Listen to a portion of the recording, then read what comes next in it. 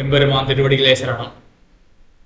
முன்பு சொல்லியிருந்த caste system என்றது சனாதன தர்மம் கிடையாது. சனாதன தர்மத்துக்கு வந்து சேர்ந்த நோய் தான் கேஸ்ட் சிஸ்டம் என்று. கேஸ்ட் சிஸ்டத்துக்கும் சனாதன தர்மத்துக்கும் என்ன வேறுபாடு என்றால், இந்த சனாதன தர்மத்துல பிறவியின் அடிப்படையில பிரிவினை இருக்கு, அதை மறுக்க முடியாது. பிறவியின் அடிப்படையில பிரிவினை இருக்கு. ஆனா இதேதான் கேஸ்ட் சிஸ்டத்திலையும் பிறவியின் அடிப்படையில பிரிவினை, அது கேஸ்ட் சிஸ்டம். பிறவியின் அடிப்படையில் பிரிவினை, அது சனாதன தர்மம் தான்.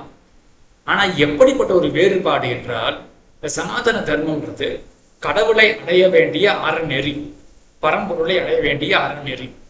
இந்த நெறியில இருக்கிறவர்கள் முன்பு பார்த்தா போலே அவங்க இஷ்டப்படி வாழ முடியாது. ஏதோ ஒரு வரம்புக்கு உட்பட்டு தான் வாழ வேண்டும் இல்லையா? அந்த வரம்பு அமைக்கும் பொழுது அங்க பிறவியானது பயன்படுகிறது. ஆக ஒருத்தர் இந்த பிறவியில நான் கடவுளை அடைய வேண்டும் அப்படின்னு முற்படுகிறார் அப்படின்னு வச்சுக்கோங்க. அவர் இஷ்டப்படி வாழ முடியாது, ஒரு வரம்புக்கு சேர வாழ வேண்டும். எப்படி அந்த வரம்பு என்றால், இந்த பிறவிக்கு சேர இந்த வரம்பு வைத்துக் கொள்ளுங்கள் அப்படின்னு சொல்லுவதுதான் இந்த சனாதன தர்மம். ஆக இவ்வளவுதான் இந்த பிறவிக்கு இதுல இருக்கக்கூடிய தாற்பயம். ஆக இந்த சனாதன தர்மம், அந்த வர்ணாசிரம தர்மம் அப்படின்றது இருக்கு இல்லையா? இங்க கேள்வி எப்படி இருக்கும்னா, பிறவியின் அடிப்படையில பிரிவினை. ஆனா அந்த பிறவி யாருடைய பிறவினா, நான் என்ன பிறவி, ஏன் ஜாதி என்ன? ஏன்னா ஜாதிஹி அப்படின்றது அந்த சம்ஸ்கிருத சொல்லுக்கே என்ன அர்த்தம்னா பிறவி அப்படின்னு அர்த்தம், சரியா? ஆக என்னுடைய பிறவி என்ன அப்படின்னு நான் நம்மளை கேட்டுப்போம், நம்மளை கேட்டுப்போம். இதற்காக கேட்கிறோம். அப்போ அந்த வரம்புக்கு சேர நான் வாழ்ந்து கடவுளை அடைய வேண்டும், இது சனாதன தர்மம். ஆனா காஸ்ட் சிஸ்டம்ன்றதை யோசிச்சு பாருங்க, அங்கேயும் பிறவியின் அடிப்படையில பிரிவினை இருக்கு. ஆனா யார் பிறவினா, அவன் என்ன ஜாதி, இவ என்ன ஜாதி, அவா தாழ்ந்தவா, இவா உயர்ந்தவா, இந்த மாதிரி அடுத்தவங்களுடைய பிறவியை ஆராய்ச்சி செய்யறோம் இல்லையா, அது காஸ்ட் சிஸ்டம். என்னுடைய பிறவியை ஆராய்ந்து அதன்படி நான் வாழ வேண்டும் அப்படின்றது வர்ணாசிரம தர்மம், சனாதன தர்மம். அடுத்தவர்களுடைய பிறவியை ஆராய்ச்சி செய்து அதுல ஒரு ஏற்றத்தாழ்வு மனப்பான்மை கொண்டோமே என்றால் அது காஸ்ட் சிஸ்டம். ஆக இந்த காஸ்ட் சிஸ்டம்ன்றது நாட்டுக்கு அமைந்த பெரிய நோய் என்பதில் சந்தேகமே கிடையாது. இந்த நோயை எப்படி போக்குவது என்றால், இந்த அடிப்படை வேறுபாட்டை தெரிந்து கொண்டோமே என்றால், எல்லோருமே தெரிந்து கொண்டோமே என்றால் சுலபமாக போயிடும்.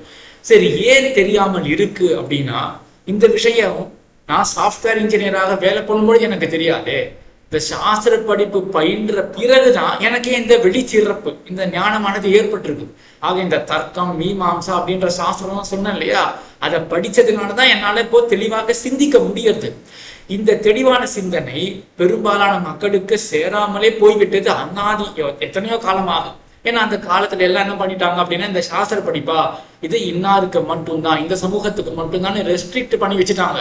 ஆகையினாலதான் இந்த சமுதாயத்துல எத்தனை பிளவுகள் ஏற்பட்டிருக்கு. அதெல்லாம் போக வேண்டும் என்றால் நாம் எல்லோருமே சேர்த்து இந்த சனாதன தர்மத்தினுடைய அடிப்படை, இந்த சாஸ்திர கல்வி இருக்கு இல்லையா, எல்லோருமே பயில வேண்டும்.